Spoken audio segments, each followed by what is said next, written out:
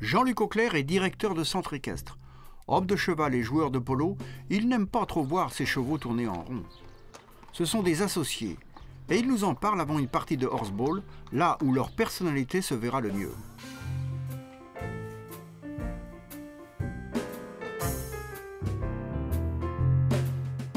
L'histoire d'Hippalin, je l'ai acheté un peu par hasard du côté de Bordeaux, dans le Sauternes.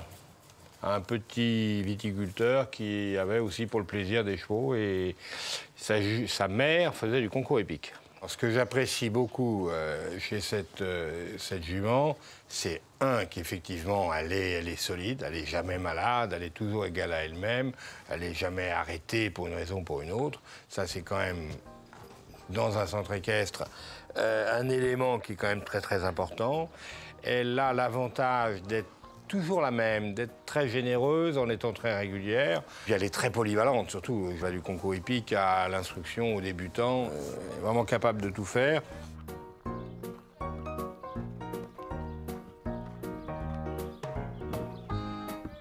Elle a un petit défaut, c'est qu'elle est chatouilleuse.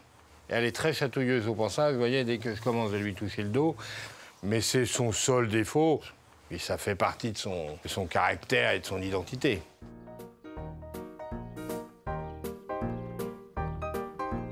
Ce cheval-là s'appelle Maté. C'est un cheval d'origine argentine qui est venu par l'Italie, par Bari en bateau.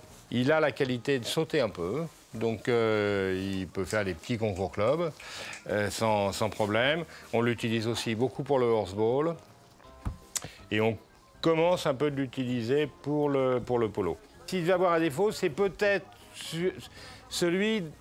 On s'aperçoit que quand il peut être confronté à une difficulté un peu comme le début du horseball, d'être un peu facilement angoissé, de pouvoir à ce moment-là avoir des réactions peut-être difficiles. Mais c'est quand vous le montez comme ça pour une utilisation de loisir ou d'enseignement, c'est une mobilette, quoi. Il est d'une facilité comme un cheval de travail, quoi.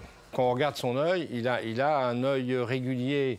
C'est-à-dire que quelles que soient les circonstances, finalement, il a la même expression. Il ne paraît pas surpris, il ne paraît pas dérangé facilement. Il est dans son caractère, dans son comportement, toujours égal à lui-même.